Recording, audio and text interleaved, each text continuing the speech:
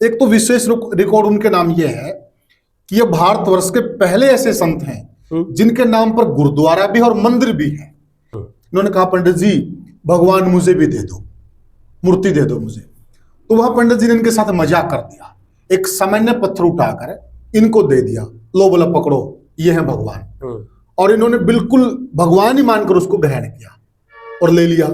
और पंडित जी ने इनको बोल दिया एक मजाक स्वरूप में, बोले धन्ना भगत आपने भगवान को ग्रहण तो कर लिया, पर आपको एक विशेष बात का ध्यान रखना होगा। आप जब भी भोजन करो उससे पहले आप भगवान को भोजन कराओगे, इनको भोग लगाओगे। अगर यह भोजन कर लें इसके बाद आपको भोजन करना है, अन्यथा भोजन मत करना। और स्वयं भगवान ने इनके हाथों से भोजन किया। तो ये हाथ जोड़कर खड़े हो गए, उन्होंने साधुओं को प्रणाम किया और साधुओं ने कहा भगत बिजोटिये में क्या है? बोले कि जी ज्वार का बीज है। बोला भाई भगत हमें दे दे, हम तो भूखे मर रहे हैं, कई दिन से कुछ नहीं खाया और भूखे मर रहे हैं। तो इनको रहम आ गया। और देखिए इनकी पत्नी बेचारी किसी से बीज मांग कर लाई है। नमस्कार साथियों, स्वागत है आपका। और आप मेरे साथ स्क्रीन पे इस वक्त देख रहे होंगे वरिष्ठ पत्रकार और राजनीतिक विश्लेषक कुलदीप पूनिया जी। बहुत बहुत स्वागत है कुलदीप जी आपका। जी जी बहुत बहुत रघुवीर जी आपका धन्यवाद। और जितने भी तमाम दर्शक हमारे साथ जुड़े हुए हैं उन सबको भी राम राम। दर्शकों, आज हम जिस विषय पर बातचीत करने के लिए आपके सामने आए हैं वो विषय है भगत धन्ना जी के बारे में जानकारी। क्योंकि महापुरुष जो है भारत की धरती के ऊपर अनगिनत हुए हैं जिन्होंने प्रचार किया केवल और केवल धर्म का।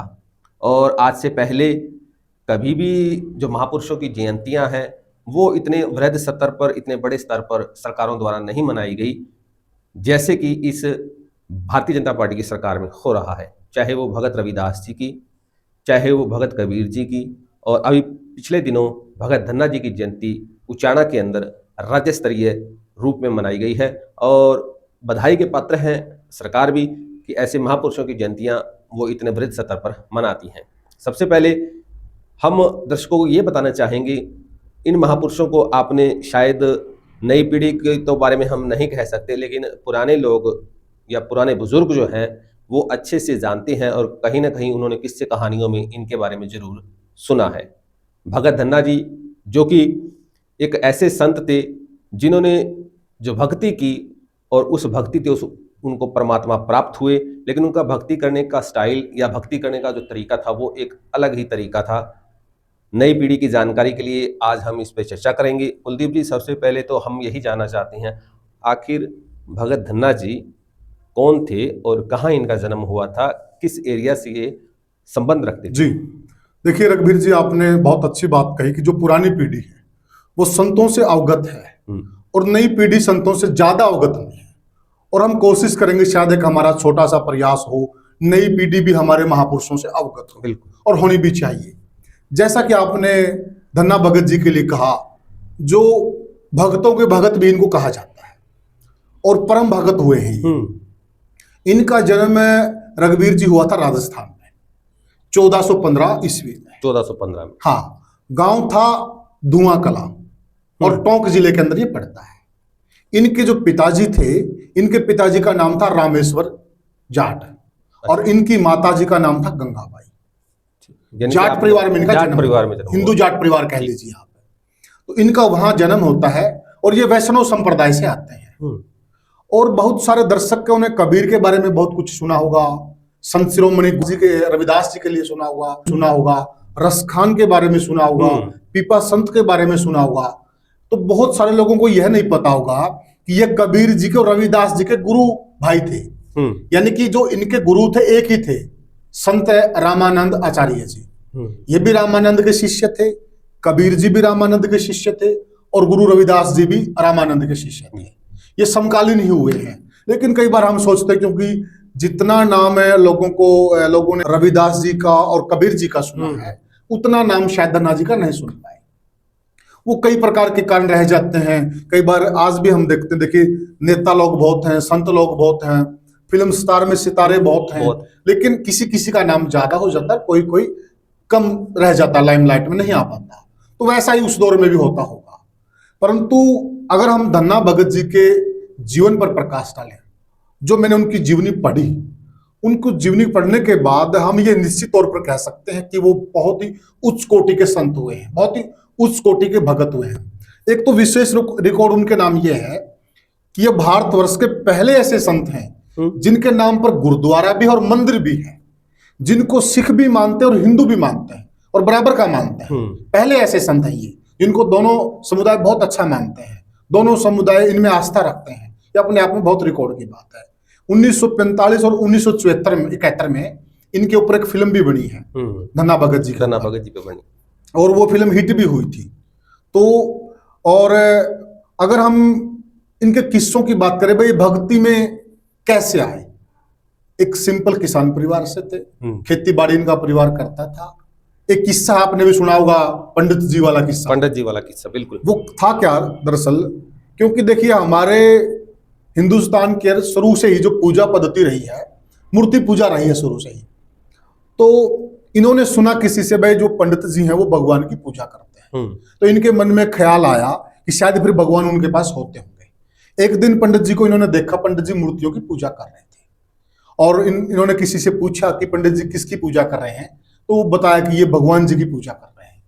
तो ये पंडित जी के पास चले गए। इन्होंने कहा, पंडित जी भगवान मुझे भी दे दो, मूर्ति दे दो मुझे। तो वहां पंडित जी ने इनके साथ मजाक कर दिया, एक सामान्य पत्थर उठाकर इनको दे दिया, लो बोला पकड़ो, ये है भगवान। और इन्होंने बिल्कुल भगवान ही मानकर उसको ग्रहण किया और ले लिया। और पंडित जी ने इनको बोल दिया एक मजाक स्वरूप, बोला धन्ना भगत, आपने भगवान को ग्रहण तो कर लिया, पर आपको एक विशेष बात का ध्यान रखना होगा। आप जब भी भोजन करो, उससे पहले आप भगवान को भोजन कराओगे, इनको भोग लगाओगे। अगर यह भोजन कर लें, इसके बाद आपको भोजन करना है, अन्यथा भोजन मत करना। तो वह बात धन्ना भगत जी ने मन के अंदर बिल्कुल धार ली और वो घर पे चले गए। किसान आदमी थे, ज्यादा पूजा पाठ कभी की नहीं थी। तो इन्होंने शाम के टाइम पे वो पत्थर का टुकड़ा रख के और उसके आगे भोजन रख दिया। अब पत्थर भोजन कैसे करें, तो ये कहते रहे, ठाकुर जी आप भोजन कीजिए, ठाकुर जी आप भोजन कीजिए। तो ठाकुर जी तो हों तो भोजन करें। तो कहते हैं कि ऐसे कई दिन निकल गए, धन्ना भगत जी ने कुछ भी नहीं खाया। क्यों नहीं खाया? क्योंकि उनके आराध्य ने कुछ नहीं खाया। जब तक मेरे आराध्य नहीं खाएंगे मैं भी नहीं खाऊंगा। परिवार वालों ने, आस पड़ोस के लोगों ने, इनकी पत्नी ने इनको बहुत समझाया कि आपको तो पंडित जी ने बहका दिया है, बावला बना दिया है, ऐसे ये पत्थर है, भगवान नहीं है। ये उन पर भी गुस्सा हुए कि आप मेरे भगवान को पत्थर कैसे कह रहे हैं, आप भगवान है ये। क्योंकि वो बिल्कुल अंदर से बिल्कुल निर्मल थे, उन्होंने सही में ही उनको भगवान मान लिया था। तो कहते कि भगवान भक्तों की परीक्षा लेता है। तो बहुत बड़ा रिकॉर्ड की बात है ये, और इसका बड़ा बखान भी है इतिहास के अंदर कि फिर स्वयं भगवान प्रकट हुए और स्वयं भगवान ने इनके हाथों से भोजन किया। देखा भाई ये तो पक्का भगत है, ये तो नहीं मानेगा, भूखा मर जाएगा। और उसके बाद भगवान ने इनको दर्शन दिया और भोजन किया। उसके बाद धन्ना भगत जी ने भोजन किया। तो बहुत बड़ी बात है, स्वयं भगवान इनके घर पर भोजन करने आए थे, बहुत बड़ी बात है ये। तो ऐसे संत हुए, आप सोचिए, आप मतलब इस प्रकार की भक्ति कहाँ आपको देखने को सुनने को मिलती है? बिल्कुल कुलदीप जी, आपने बहुत एक अच्छा किस्सा सुनाया। इस किस्से के बारे में अगर थोड़ा समय भी अपनी जानकारी आपके साथ साझा करूं या दर्शकों के साथ साझा करूं जी, तो मोटा मोटी ये होता था, जब पुराना समय होता था तो एक जैसे 4 वर्ण माने गए हैं हिंदू धर्म में जी, ब्राह्मण, क्षत्रिय, शूद्र, वैश्य। तो उसमें यह माना जाता था जो भगवान को पूजा करने का मतलब अधिकार या तरीका या ढंग है वो ब्राह्मण को पता है, या ब्राह्मण के पास ब्राह्मण आते हैं। और होता भी ऐसा था, किसी अन्य को पूजा करने का अधिकार उसमें नहीं था उस दौर में। तो वहां पे जब देखिए, हम किसी के विरोधी नहीं है, परंतु ये इतिहास है, ये इतिहास है और सच्चा इतिहास है, इसमें कुछ मिलावट नहीं है। और दूसरी बात, जब धन्ना भगत जी एक जाट थे, यानी कि कृषक समाज, किसान कह लीजिए। तो अगर हम ये देखें, उनको जो परमात्मा की प्राप्ति का एक मन में मतलब चाव उठा जी, क्योंकि जैसे कि आपने बताया अभी संत रविदास जी, संत कबीर जी, इनके बारे में उन्होंने भी सुना, बिल्कुल उनको भी लगा भी प्राप्ति भगवान की हो सकती है, बिल्कुल बिल्कुल क्योंकि ब्राह्मण नहीं थे वो। बिल्कुल आप मेरी बात समझने का बिल्कुल प्रयास सही कह रहे हैं, कीजिए। बिल्कुल सही संत कबीर जी ब्राह्मण नहीं थे, संत रविदास जी ब्राह्मण नहीं थे, बिल्कुल जी। सतना जी नहीं थे, सैन जी नहीं थे, पीपा जी नहीं थे। बिल्कुल जी। तो जब वो प्राप्त कर सकते हैं तो शायद मुझे भी भगवान मिल मुझे, जाए। यस बिल्कुल। लेकिन अब तरीका नहीं पता। हम्म। अब जब तरीका नहीं पता तो वही बात है, अब यही सोचा जाता है किसी ज्ञानी या किसी जानकार के पास जाके उसको ग्रहण या तरीका उनसे पूछा जाए। जी जी। तो उन पंडित महाशय जी ने जब उन्होंने पूछा अभी भगवान मुझे चाहिए, भगवान की प्राप्ति का कोई रास्ता सुझाओ, जी जी, तो उन्होंने कहा इसकी पूजा पूजा करो, मूर्ति पूजा का। वो मांग रहे थे जो मूर्तियां पंडित जी के पास थी ना, वो उनमें से मांग रहे थे। पंडित जी ने उनके साथ मजाक कर दिया, एक सामान्य पत्थर का टुकड़ा उठाकर दे दिया। और उस वक्त पंडित जी को पता नहीं था कि ये ऐसे भक्ति से इसी पत्थर के टुकड़े को भगवान बना देंगे, भगवान और बना दिया। बिल्कुल तो इसको कहते हैं भक्ति। इसको हाँ, यही चीज अब थोड़ा ये चीज समझने की भी जरूरत है। भी मूर्ति पूजा, हाँ, मूर्ति पूजा इन द सेंस, मूर्ति पूजा एक श्रद्धा। जब तक श्रद्धा नहीं होगी जी जी, तो मूर्ति पूजा भी निरर्थक है। श्रद्धा और दृढ़ निश्चय। हाँ, यहाँ पर धन्ना भगत जी का दृढ़ निश्चय था कि जब तक मेरे भगवान भोजन नहीं कर लेंगे मैं भोजन नहीं करूंगा। और वो कई दिनों तक लगातार भूखे रहे और लगातार उनके आगे भजन करते रहे, भगवान आप क्यों मेरे से नाराज हैं, हे भगवान आप क्यों मेरे से नाराज हैं, आप भोजन क्यों नहीं कर रहे हैं। उनके आगे भोजन रखते, पत्थर कैसे भोजन करे।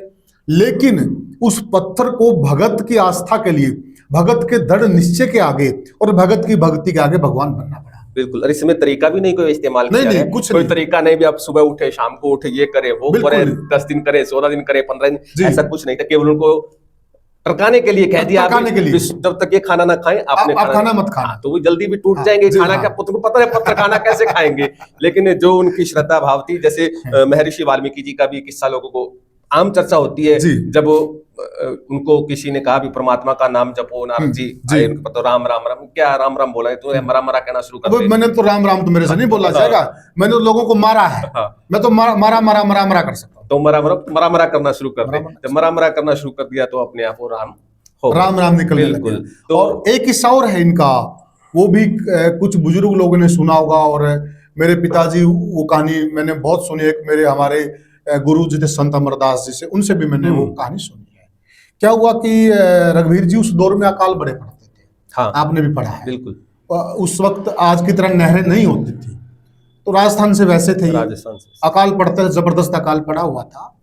और बिजाई का टाइम आएगा, थोड़ी बहुत बूंदी हो गई, तो इसकी घरवाली, घर पे तो कोई अनाज था नहीं, किसी अड़ोसी पड़ोसी से वो ज्वार का बीज मांग कर लाई कि लो मैं बड़ी मुश्किल से किसी से ज्वार का बीज मांग कर लाई हूं और आप जाकर इसको बिजाई कर दो, बो दो खेत में।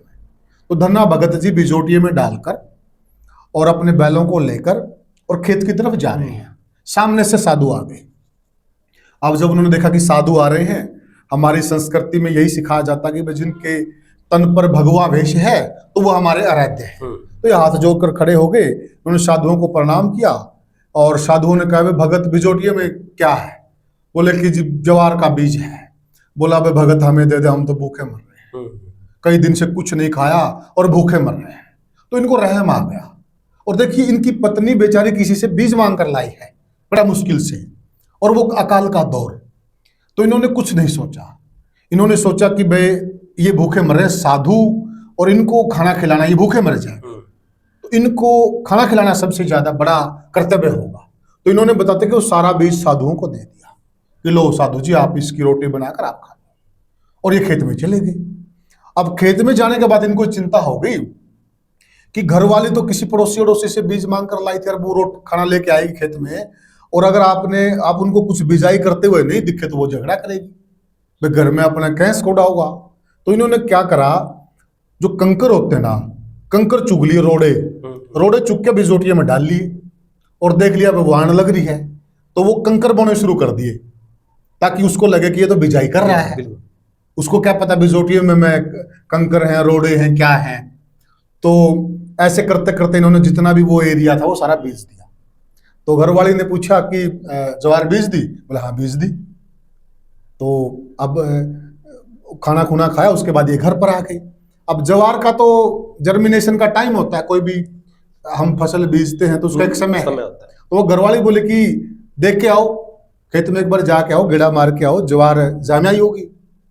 अब धन्ना भगत को तो इस बात का पता है, ज्वार बीज तो नहीं रखी, बीज तो रोड़े रखे हैं, कंकर बीज रखे हैं। तो वो बोले ना डरता, भाई घर में कैसे होगा। वो घर वाले ने बोला बीज तो दिस ने संभाल तो ले, तो काफी प्रेशर पड़ गया, बोला ठीक है मैं जा रहा हूं। तो कहते हैं ना कि जो भगवान है वो भक्तों की परीक्षा लेते हैं, शायद वो साधु के वेश में भगवान थे। तो ये खेत में गए तो खेत में घिया की बेल लग गई, और उस बेल में से किसी राजा के सैनिक ने वहां से एक घिया तोड़ ली, तो उसमें से मोती निकले। एक किस्सा ये भी है। और उसने जाके राज दरबार में बताया कि भाई धन्ना भगत के खेत में घिया उग रही है और उसमें मोती है। और दूसरा किस्सा ये है कि जब उसकी घरवाली ने उन्हें गुस्सा हो गया कि आपने, मैंने तो ज्वार का बीज दिया था, आपने ये तो घिया का बीज बो दिया, तुम्बे बो दिए, मतलब कद्दू कह लो, तुम्बे कह लो, घिया कह लो। तो बोला ना मैंने ज्वारी बीजी थी, इन्होंने घर पे झगड़ा होगा। तो इसकी घरवाली ने वो तुम्बे तोड़ लिए और तुम्बे फोड़े ना, उनके अंदर से ज्वार निकली। भक्ति देखिए आप। बिल्कुल। तो मतलब कहने का भाव ये है कि इनकी भगवान परीक्षा ले रहे थे। इन्होंने बिल्कुल निष्कपट से, बिल्कुल निस्वार्थ भाव से वो जो ज्वार थी साधुओं को दी थी, वो क्योंकि भूखे मर रहे थे। पहला कर्तव्य तो ये बनता है ना कि भूखे को भोजन कराइए।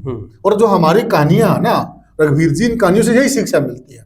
और आज हम जो कह रहे हैं आज के युग में मर्डर हो रहे हैं, तरह तरह की घटनाएं हो रही हैं, ये इसीलिए हो रही हैं क्योंकि आज की पीढ़ी को हमारी संस्कृति के बारे में पता ही नहीं है कि हम किस संस्कृति से आते हैं। अगर उनको हमारी संस्कृति के बारे में वो पढ़ लें, अच्छे से जान लें, तो मैं दावा करता हूँ इस बात का, हमारे यहाँ तो अपराध के लिए जगह ही नहीं है रघुवीर जी। बिल्कुल साथियों, आपने आज की चर्चा के अंदर ये काफ़ी कुछ आपको इस बारे में जानकारी मिली होगी। आखिर भगत धन्ना जी जो जाट थे, तो वो किस क्षेत्र से थे, कैसा उनका जीवन था। जीवन उनका बहुत सादा जीवन था। और क्योंकि थोड़ा सा अगर इसमें मैं प्रकाश डालने का कोशिश करता हूँ, भगत धन्ना जी वो महापुरुष हैं, वो संत हैं जिनकी जो उचारे हुए या जो उन्होंने शब्द गुरबाणी या कहते बाणी जो है वो भगवान की स्तुति के लिए जो उन्होंने बाणी अपने मुख से उचारी थी, उस बाणी को गुरु ग्रंथ साहिब में 3 बाणियां हैं। हाँ, सिखों के गुरु जिनको सभी गुरु ग्रंथ साहिब जी कहते हैं, उस ग्रंथ साहिब में स्थान मिला है। और एक चीज मैं बताना चाहता हूँ, गुरु ग्रंथ साहिब में 15 भक्तों, क्योंकि एक बार ये आम रहता है भी गुरु ग्रंथ साहिब के अंदर जो है सिखों से रिलेटेड ही है, सिखों के हैं, लेकिन थोड़ा सा मैं इसके बारे में आपको बता देता हूँ। गुरु ग्रंथ साहिब में 15 भक्तों की बाणी दर्ज है, 15 भगत। और उन वो भक्तों का अगर मैं एक बार आपको नाम भी बताना चाहूँ तो उसमें आ जाते हैं भगत रविदास जी, भगत कबीर जी, सदना जी, सैन जी, नामदेव जी, त्रिलोचन जी, भगत धन्ना जी, पीपा जी, रामानंद जी। और उसके बाद आपके आ जाते हैं जो 15 भगत उस समकालीन समय के थे, समकालीन उससे पहले भी थे, ठीक है, जिसमें जो भी उन्होंने रैदास जी, रविदास जी, वही रैदास जी और रविदास जी एक ही नाम है, एक ही है। तो वो सब तो किसी भी प्रकार से, एक चीज और इसमें देखिए, इसमें ना तो किसी गोत्र विशेष, बिल्कुल, क्योंकि इसमें जाट भी हैं, इसमें जुलाहे भी हैं, इसमें चमार जाति से भी, इसमें सदना भी है, इसमें सैन, इसमें समाज से भी है, इसमें कसाई भी है, सदना जी कसाई थे, ठीक है, लेकिन हुए भगत। ये चीज आप समझेंगे। तो उन 15 भक्तों की बाणी जो है वो गुरु ग्रंथ साहिब में दर्ज है, और हम सब उस गुरबाणी के आगे, उस परमात्मा के जो बाणी जो है उनके मुख के द्वारा उचारी गई, उसके आगे अपना शीश झुकाते हैं। तो ये बहुत बड़ी एक, और इसमें रघुवीर जी एक सोचने वाली बात बड़ी है, मतलब अगर आपको भक्ति करनी है तो भक्ति करने के लिए जरूरी नहीं है कि आप किसी विशेष समुदाय में जन्म लोगे तभी आप भगत बन सकते हो। तो ये जो आपने बताया कि भाई सारे अलग अलग समुदाय से भगत हुए हैं, वो भक्ति के दम पर भगत हुए हैं, भक्ति के दम पर, न कि किसी जाति विशेष के दम पर। और ये संयोग ही है कि रघुवीर जी सिख समुदाय से संबंध रखते हैं और मैं जाट समुदाय से संबंध रखता हूं। और जो आज हम कहानी बता रहे हैं, इस कहानी का भी यही है कि जो ये संत हैं, इन संतों को हिंदू धर्म ने भी माना है और सिख धर्म ने भी माना है। ये भी एक संयोग ही है, और कर्म नहीं छोड़ा उन्होंने। अब अगर हम बात रविदास जी की बात करते हैं, संत की, तो उन्होंने कभी भी अपना कर्म नहीं छोड़ा। कर्म उनका क्या था, जो कर्म चमड़े का कार्य करते, बिल्कुल। भगत कबीर जी ने कभी अपना कर्म नहीं छोड़ा। सदना जी जो कसाई थे, उन्होंने भी अपना कर्म नहीं छोड़ा। अभी लोग आमतौर पे चर्चा छिड़ जाती है, बहुत लंबी चर्चा का विषय भी, ऐसे करने से भगवान नहीं मिलती, उनको कैसे भगवान मिल जाएगा, उनको कैसे मिल जाएगा। भगवान तो सिर्फ और सिर्फ श्रद्धा भाव से मिलता है और तरस से मिलता है, जिसके ऊपर भगवान तरस कर लेता है, अपने आप ही उसको प्राप्ति हो जाती है। आज हम आपसे लेते हैं। और एक और रघुवीर जी, साथियों, अगर आप हमें प्यार देंगे और हमने जो धन्ना भगत की कहानी आपको बताई है, अगर यह कहानी आपको अच्छी लगेगी और आप चाहते हैं कि आने वाली जो पीढ़ी है हमारे महापुरुषों के जीवन से रूबरू हो, तो हम हफ्ते में एक महापुरुष की कहानी अवश्य बताया करेंगे, बिल्कुल। ताकि हमारी संस्कृति है वो नई पीढ़ी के सामने आए। और वो हम तभी बता पाएंगे जब आप लोग हमें प्यार दोगे, इन चीजों को ज्यादा लाइक करोगे, ज्यादा शेयर करोगे। अगर और आप हमें कमेंट सेक्शन में बताना कि आप किस महापुरुष की जीवनी जानना चाहते हैं, तो हम एक हफ्ते में एक कार्यक्रम तो जरूर रखेंगे। हमारी संस्कृति में होना चाहिए। बिल्कुल बिल्कुल बिल्कुल कोशिश करेंगे। और इसमें लेकिन हम जाते जाते हम एक बात कहना चाहते हैं, कई बार जो हम अपने विचार रखते हैं, हो सकता है कोई उस विचार से सहमत हो, कोई असहमत हो, लेकिन हमारा प्रयास यही है, जितना हमें जानकारी प्राप्त हुई है हमने आपके साथ साझा करने की कोशिश की है। अगर कोई गलती हो भी जाती है तो अपना छोटा भाई समझ के, बड़ा भाई समझ के माफ कर दीजिएगा। और कोशिश यही रहेगी कि आगे आपके साथ ऐसे ही जुड़े रहें। बहुत बहुत हाँ, अगर कोई जानकारी आप हमें जानकारी से अवगत कराना चाहते हो, वो कमेंट सेक्शन में जरूर अवगत कराइएगा, आपका स्वागत है। और हमारा उद्देश्य यही इसलिए हमने बताया कि भाई अलग अलग जातियों से संत हुए हैं, तो जो जातियां हैं ये तो हमने ज्यादा बढ़ावा दे दिया इन चीजों को। भगत की कोई जाति नहीं होती है, और ये कहा भी है अनेक जगहों पर इस चीज का विवरण भी कि भगत की कोई जाति नहीं होती है। तभी हमने अलग अलग जातियों के भगत बताए हैं, और वो संत शिरोमणि हुए हैं। बिल्कुल हुए हैं, तो साथियों जिनको परमात्मा प्राप्त हुआ है। हाँ जी हाँ। तो साथियों फिर आपसे लेते हैं विदा, और आगे भी हमारा प्रयास जारी रहेगा। ठीक है रघुवीर जी, धन्यवाद। धन्यवाद। राम राम।